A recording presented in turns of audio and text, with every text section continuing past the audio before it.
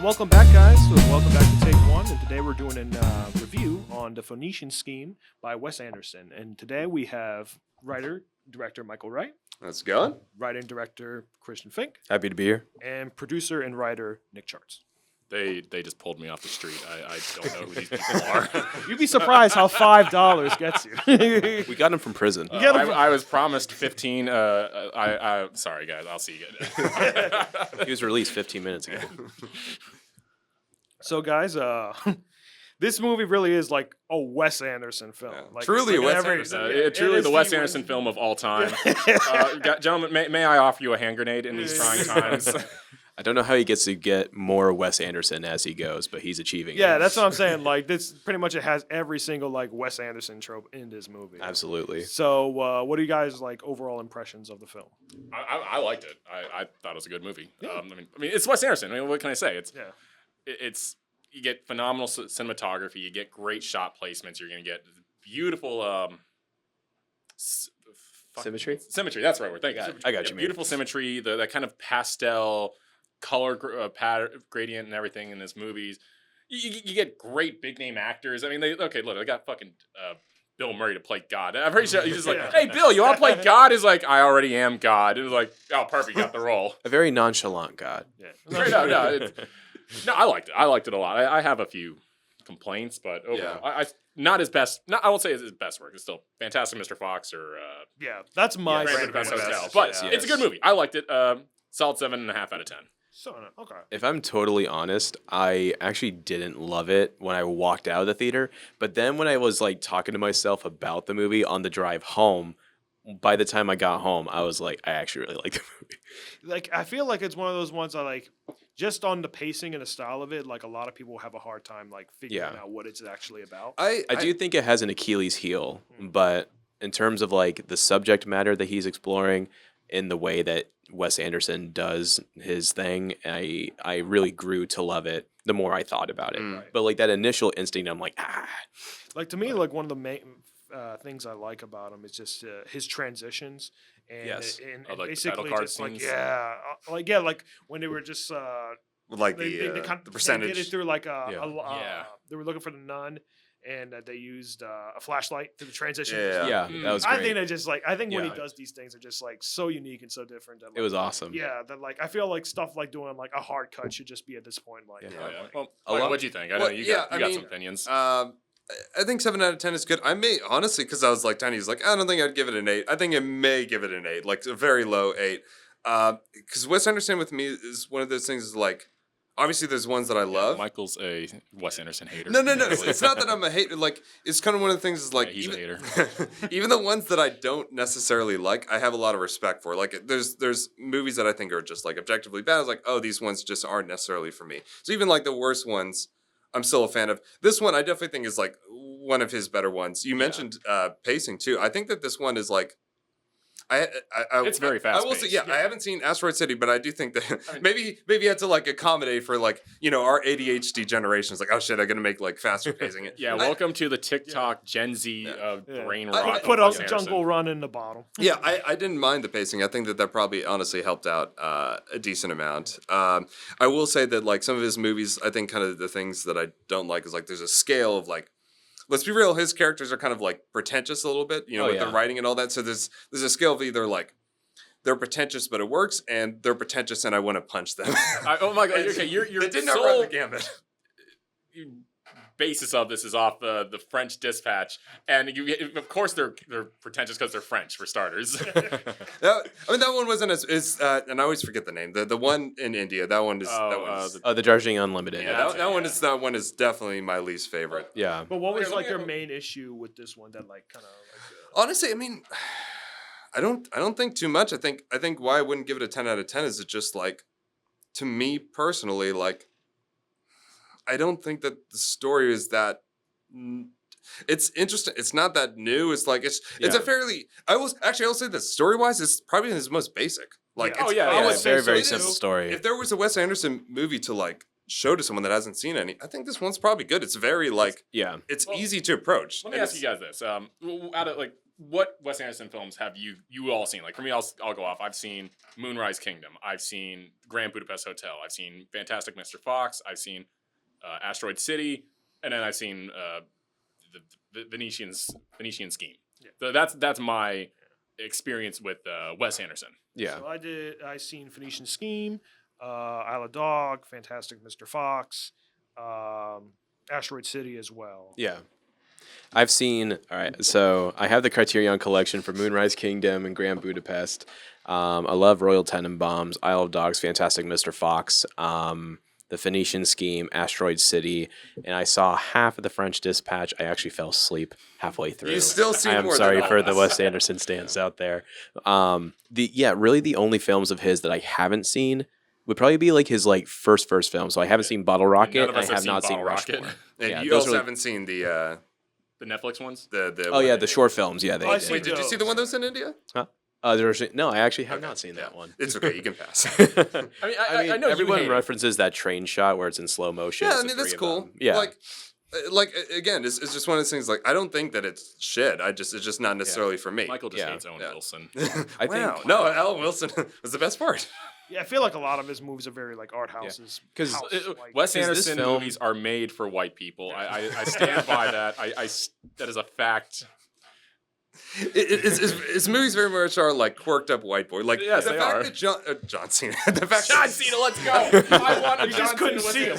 He was in the movie, just couldn't the see him. fact that Michael Cera is the first time that it's been this is crazy. Michael Cera is Wes Anderson. He is actually Wes low Anderson. key. I feel like John Cena could actually do well. I would actually enjoy John He had Cena. Dave Bautista in several films. Yeah. Blade Runner. He was phenomenal. Yeah. And John Cena It was has really honestly- good comedic timing. He can act really, really well. This is actually one of the best Michael Cera performances that he's Yeah. He's Oh, yeah. like perfectly curated to Yeah. be in a Wes Anderson movie. Yeah, again, the And fact even- that he hasn't done it before. Yeah. Well, you get like kind of two elements of what Michael Cera in this movie. You Yeah. have the classic, almost like Superbad and Scott Pilgrim. Yeah. Yes. With him Yes. playing Bjorn, it's like I'm a Bjorn. I am okay. What did he finish? Norwegian. Yeah, I think we- Scandinavian. Wait. I like the bugs. All that. Are we talking spoilers yet? Like, because I mean, this is a podcast. We talk spoilers. Because Michael Cera's transition from like Yeah, the he's nerdy transition. bug, And you know, we support bug him. tutor What? to this We like support her. suave like Yes, you're agent. right. That was great.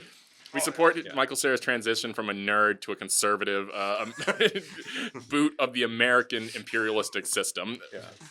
I also love the conversations when they met up with the communists in the plane. Yeah. Yeah, that's good. And it's But, like but no, I'm saying there's just two elements. You get the classic, like young Michael Cera back in Yeah. the super bad era of the 2000s, and now where he's a big boy. He's a grown man, Yeah. clearly. Doesn't look like it. He don't. No, he does not. I mean, Yeah. he looks like a young old man. That's how I can describe him. He looks like he's 13 and 30 years old at the same time. So yeah, you got that too, where he's really does go into more of his serious acting chops. And I know the man can act. oh yeah, I've not seen much of his later stuff. oh yeah. This is the first thing I've probably seen where I'd take him seriously, and I Yeah. don't say that in like a derogatory sense because I like the guy. I like his acting scheme. Michael Cera, you're welcome to come on this podcast. I don't run this shit. I think it was very interesting because he's one of those. Wes Anderson is one of those people that like it's going to be a star-studded cast. Yeah. Oh, Even like always. they had someone like Tom Hanks and Bryan Cranston just being Yeah, like, they'd be minor balling. roles. yeah. Oh yeah. Yeah, Honestly, Bryan Cranston was fucking balling in this movie. Along with Tom Hanks, they like holy shit. They were not just quirked up white boys. These men were goated white boys. yes, Straight fucking balling. Honestly, like the Wes Anderson newcomers, like Michael Cera and also Mia Yeah. Thrapleton. She is was her phenomenal. name. She Yeah. was incredible. They did great. Like all of the Wes Anderson newcomers were great, and I love Benicio del Toro. Mhm. absolutely. Yeah. Great act. I mean, just phenomenal everything. Oh yeah, Okay, so all right, let me ask you guys this: what was your least favorite part of the film? performances, honestly. Oh, really? So all the actors hit their marks exactly how they should, and it felt like so true to the Wes Anderson style.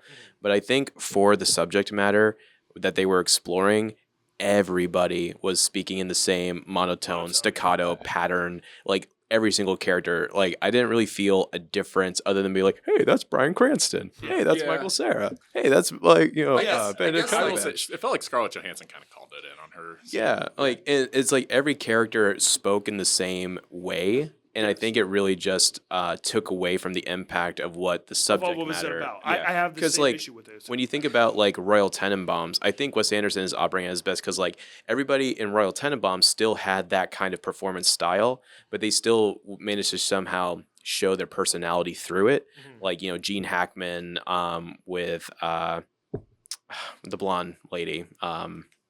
I forget her name, but then Luke Wilson. Yeah. Like those performances were so magnetic and still so full of emotion. But felt like everybody was like, very robotic. yes, Eyes wide it's very open. Wes Anderson, but I Yeah. feel like sometimes it's done to a certain point where I think like it even hinders him. So. Yeah. So People none of the parodying actors himself. none of the actors gave a bad performance, but it's the performance style that they were given. Yes. I think took away from the whole impact. I mean, a lot of people have been saying, like, with his last couple movies since The Grand Budapest Hotel, his films almost become parodies of himself. Yeah. Yes. And now we were discussing this earlier in the car, that I think the last three films are more so a trilogy of Wes Anderson's midlife crisis. Actually, I know I say it as a joke, but it's like Yeah. straight up. Like the first, or the French Dispatch is Yeah. it's just a mini series of from a French newspaper's perspective. I haven't seen it, so I'm just going off what I've read last night and just some vibes, honestly. Yeah. Look, I'm vibe based, but it's about the first question of death of the author. And what, like, they're based off Roald Dahl film or short stories, I believe, because he died in the 90s. I think so. Yeah, Yeah. yeah. And so it's like- that's right. Yeah, where does the story continue after death? And that's like, how do you deal with that? And it's a question of legacy. And then you have Asteroid City, which I love that. I take that back. I didn't love it. I really liked that film. Yeah. That film, Asteroid City. If you haven't seen it, but this is a film podcast, so of course you've seen it. Degenerates. It is the most New Vegas coded movie I've ever seen. It even straight up had. Did it have Johnny Guitar in it? It had one of the Fallout New Vegas songs in it. Also, banger soundtrack and phenomenal work for miniatures. I that's the one thing I truly do. The production design was adore great. about Wes Anderson films is the miniatures and the weird camera work he does to just give it shadow and scale. Even though it's clearly miniature work. So I adore that. Did you guys like the transitions for him going to the afterlife and then? Yeah. I did. Yeah. That and it's those transitions into the afterlife that really elevated the film for me. Yeah. And I was definitely thinking about it as like Christian and everything. I'm like, oh, that's actually really interesting. Right. And then when you think about it see, that's the fun thing about this film. You could talk about it in so many different contexts.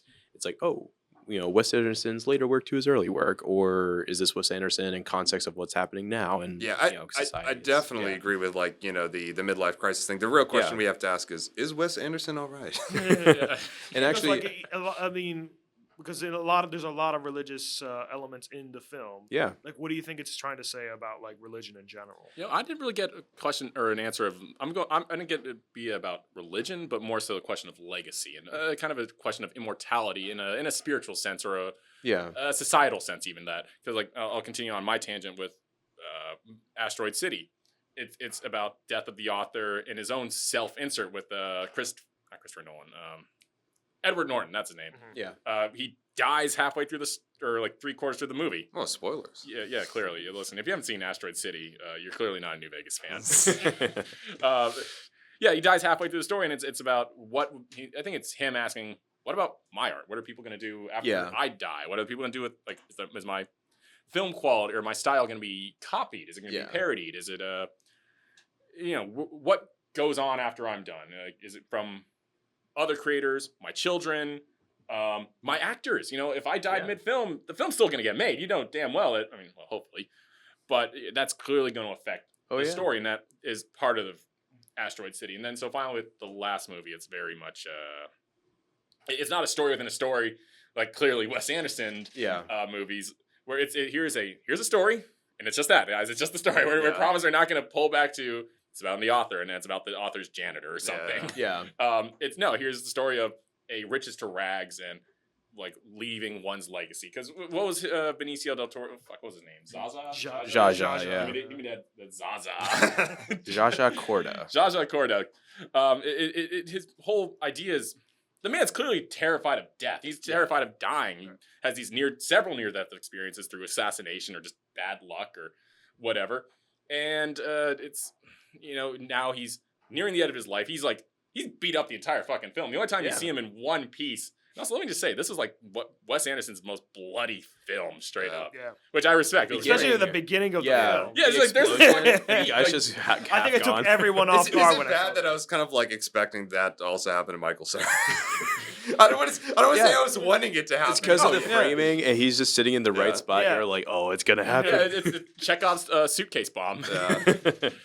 But no, but it all does end up with the question, because why is he building the Suez Canal or whatever fuck he's Yeah. doing, the whole Venetian scheme?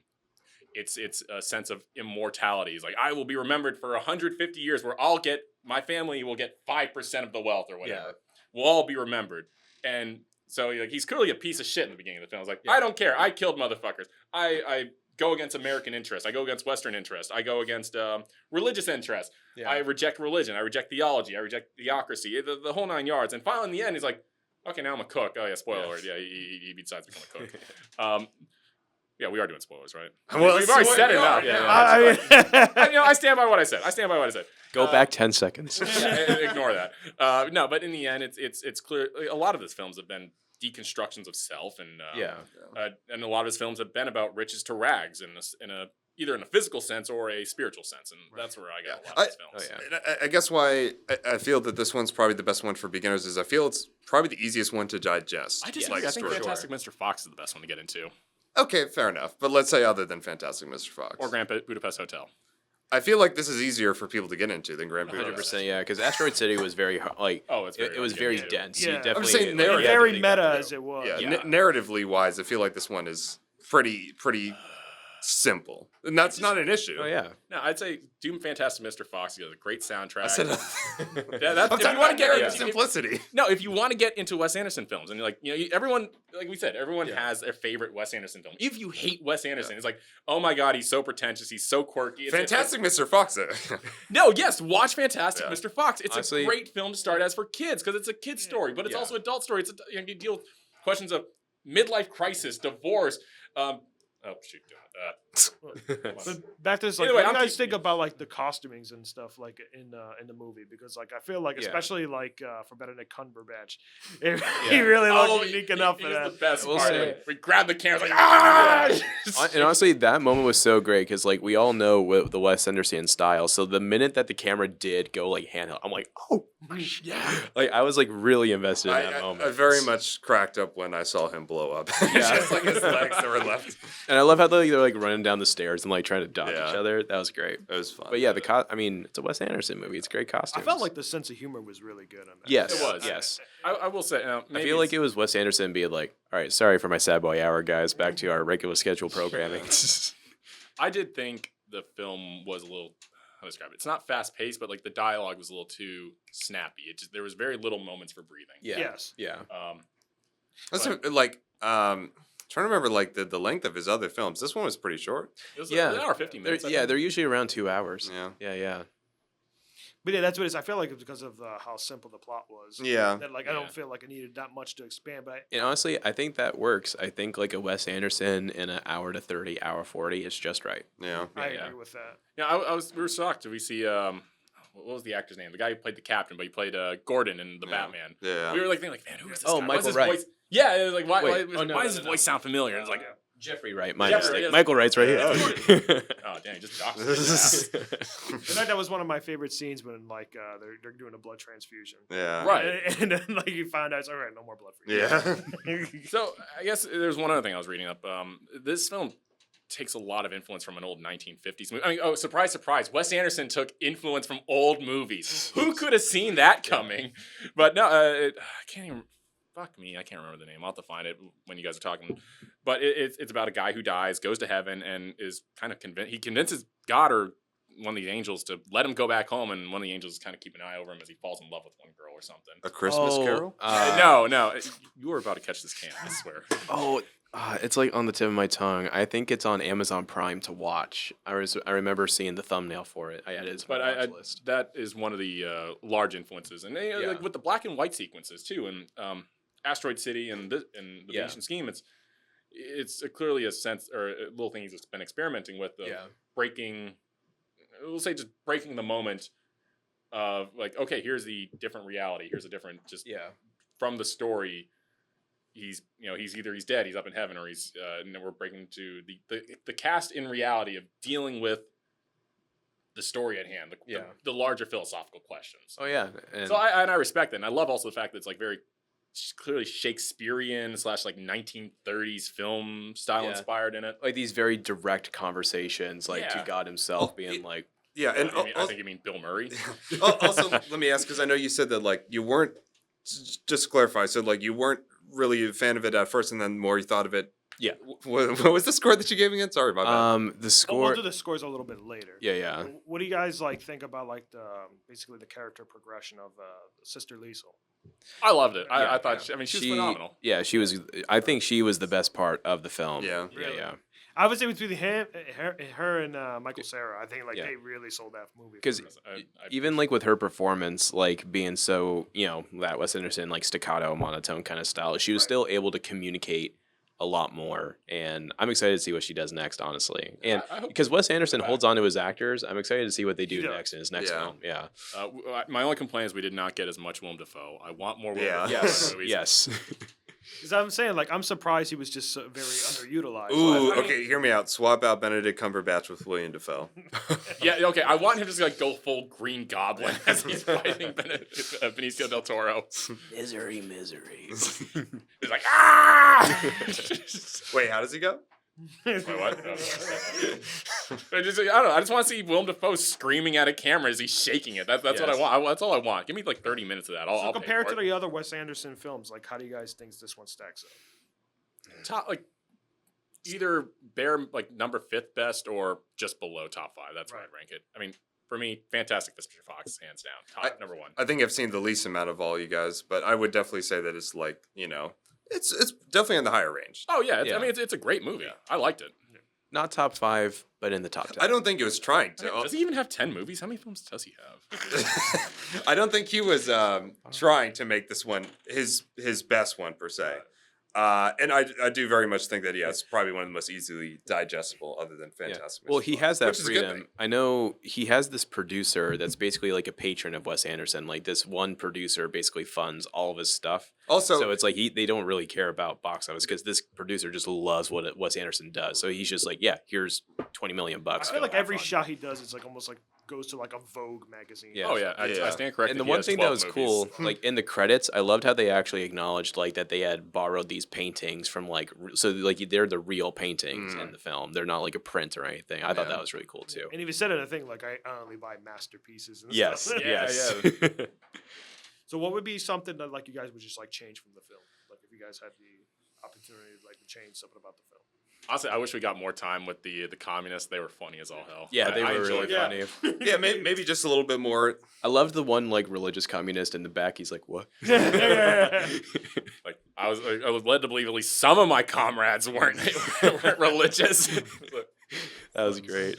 If anything, I just like it's like it's a Wes Anderson movie. You're not going to tell Wes Anderson to stop being Wes Yeah. Anderson. No, yeah, But I think for me, it would have been keep the rhythm of the performances, but let more of the individual personality shine through because it really just felt like every character was kind of the same. But yeah, okay, this is one thing I kind of thought. Like it felt almost like every character. I mean, because the problem is you got all these great big name actors. They're all well known through Hollywood.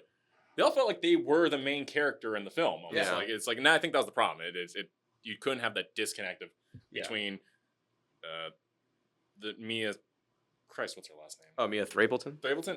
What Yeah. That's a weird. That's hard to pronounce. And Benicio del Toro, like they stole the show. Yeah. But then everyone else, then you got fucking Bryan Cranston and Tom Hanks coming just straight up balling and killing it too. Like everyone, I mean, everyone did a great job. I wouldn't want to play them in one-on-one, two-on-two. Yeah.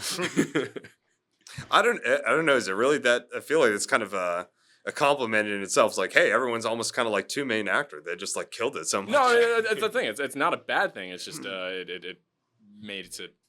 And that's what I think. I feel like There's a hierarchy of cast. That's like, what I'll say. like you mentioned, Christian, that like when you do his particular style, kind of makes a lot of characters blend in and basically have these people all have the almost exact same personality. Yeah, because like it's like I just it's one of those things in those early works too. It's like I keep going back to Royal Tenenbaums, and I think that was like a shining example of like how he's able to still maintain a through line of performance style, but like every actor shined in that movie, Right. Royal Tenenbaums, and I think, to me personally, I think that's his absolute. I feel like best. every actor should feel like they're like the main Yeah. character of their own story, because essentially, Yeah. for a character, that's what they feel like, right? Exactly, yeah, and and I know a lot of people still hold like Grand Budapest as his like magnum opus, which I can agree with. And even in that movie, it's like it still felt like there was like a certain spontaneity, like he let go of that control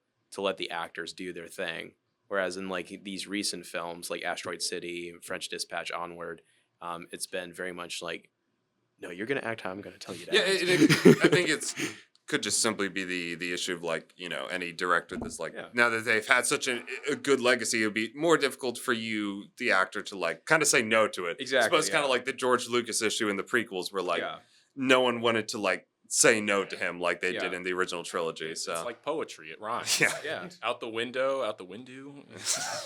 So what do you guys are overall rating on this movie?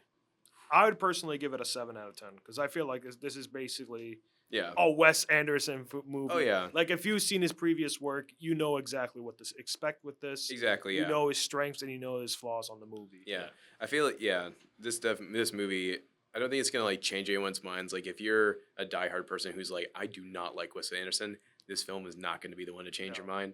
I would probably give it 6.5. Ooh, Okay. wow.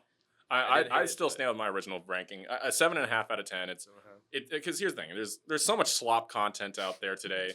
There's so much shit content. So I'm going to enjoy a film that has phenomenal cinematography, phenomenal acting, phenomenal color palette. I think the soundtrack could have been a little bit improved. It was a little bit forgettable. I mean, except the ending song. Love it. Very classic. Keep working. So yeah, it's a good movie. Yeah, like Christian said, it's if you hate Wes Anderson, this is not going to change your mind. If you like Wes Anderson, you're going to like it. I think you'll spot some weaknesses through the film. There's it wasn't flawless like some of his earlier works, and hopefully some of his later works will be better. But it's Wes Anderson. You know exactly what you're walking into. Well, You're one going thing to you gotta enjoy give it. to Wes Anderson is you could just put a still of any of his movies. You Yeah. can Yeah. just Yeah. pinpoint that's It's it. beautiful. I have a book Yeah. my brother got me for my birthday. It's called Wes Anderson Shots, and it's just just photos people take that looks like it'd be in a Wes Anderson film. I think you could find like the number one Wes Anderson hater, and they still would have a hard time like shit talking the cinematography. Yeah. I feel like that's probably half the reason There why are they pieces do it. of art on Like he themselves. dares Yeah. have Oh, yeah. vision in his movies. He dare enjoy color and shot placement and I just wish and more balance. movies would do that. I know, Even me because- too. Even the Exactly. shot with just the title cards, like the bathroom tile, is just like I feel like right in the- an issue with a lot of movies is just we just do hard cuts or just Yeah. boring transitions. Yeah. That's been done a million times before. What was up with the opening title card where it just kept switching between colors like green, yellow, red, purple, magenta, and blue? Like, did that mean anything? Oh, well, I know in the I think that could have just indicated like a shift in perspective, because I know Okay, whenever yeah. we went back to heaven, there was like a frame of a negative, and then like the people. Yeah. So I think there's like a through line there, and yeah, honestly, my favorite section of the cinematography would be the plane crash when they were like talking in the Yes. plane, like the lamps hanging. I'm like, this is beautiful. Mm. Thank you, Wes. Yeah, I mean, I definitely would agree. 7.5. And with also the caveat aside from Fantastic Mr. Fox, I think I would recommend this to be like your first Wes Anderson movie. I think it's very, I guess, digestible. Yeah, it is. compared to You his can other get ones. into it very And easily. I do also, agree with you there. Yeah, if you're gonna show someone Wes Anderson Yeah. for the first time, and with the caveat that Nick mentioned, yeah, I feel like just in this world of slop that we Watch live Fantastic in, Mr. Fox. it's nice to Do like it again. Just like even if you've seen it already, go watching it. It's a damn good movie. it's nice to have something that's different. That's all. Like it's nice that you know what. Fantastic Mr. Fox. You know, Wes Anderson, you keep doing you. That's all. that I'm No, gonna say. go white boy, go. Yeah. That's what I say. All right, guys. Thank you so much for showing up. If you guys have any plugs, feel free to put them right now. Oh yeah. Production company is Nutcase Films. I actually just finished shooting a film with Giovanni as our lead actor. We have a new horror thriller coming out, so keep an eye out for that. Oh yeah. Gorilla Underground Productions, Instagram, you know, all them places. If you see me panhandling on the side of the road, please just throw me money or leave me alone. money is preferred, and also leave me alone. All right, guys. Thank you so much. We'll catch you on the next one. Sweet.